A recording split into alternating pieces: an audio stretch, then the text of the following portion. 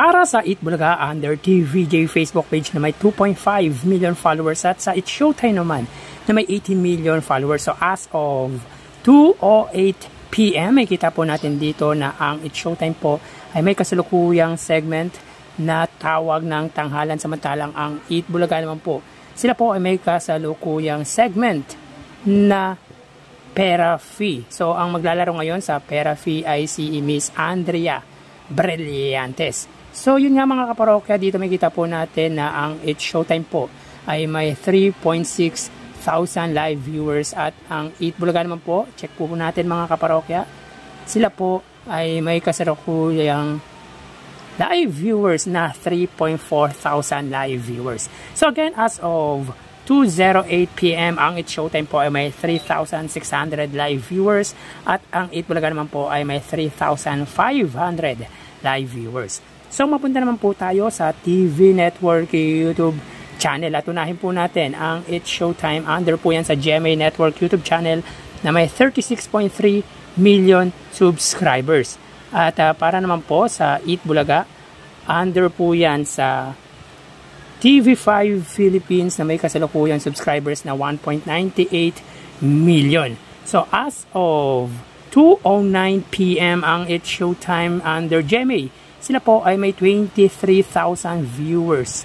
Ang Eat Bulaga naman po under TV5 ay may 23,000 live viewers. So mga parokya, parang kinakabahan ako, mukhang magta-type po to mga parokya. So again, as of 2:09 PM ang It's Showtime, sila po ay may 23,000 viewers under GMA Network at ang Eat Bulaga naman po under TV5 ay may 23,000 live viewers. So mapunta naman po tayo sa main YouTube channel ng dalawang noontime show para po sa It's Showtime.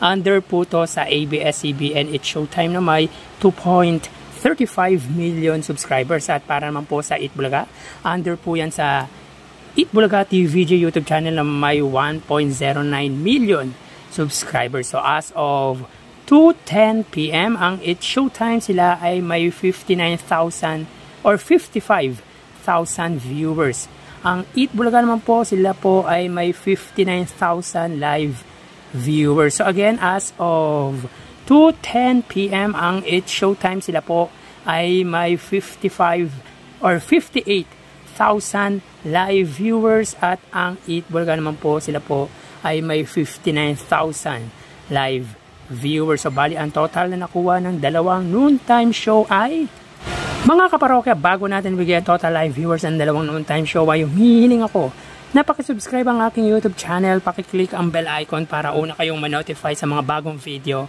na ilalabas ko. At pakidami nyo na din na i-follow ang aking Facebook page na Mega TV at ang aking TikTok account na Kaparokya TV. Maraming salamat! So bali, ang total na nakuha ng It's Showtime ay 84,000 viewers. 3,000 para sa kanilang Facebook Live, 23,000 para sa kanilang TV Network YouTube channel at 58,000 para sa kanilang main YouTube channel.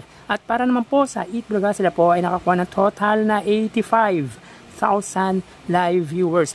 3,000 para sa kanilang Facebook Live, 23 para sa kanilang TV Network YouTube channel at 59,000 para sa kanilang main YouTube channel. So again, ang segment ng It's Showtime ay tawag ng tanghalan at ang Eat Bulaga naman po ay Pera Fee, kung saan ang celebrity guest ng Pera Fee ay si Miss Andrea Brillantes.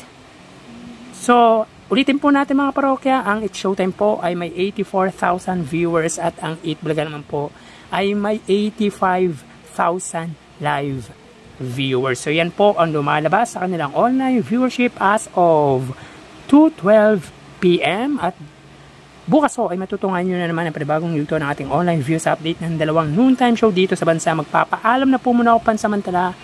Thank you. Mag-ingat po tayo. Thank you and God bless.